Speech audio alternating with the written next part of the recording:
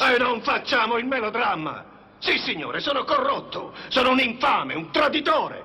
Ho 60 milioni da parte, un amante di lusso. E quando alzo la voce tutti si schiaffano sulla tenti. E allora?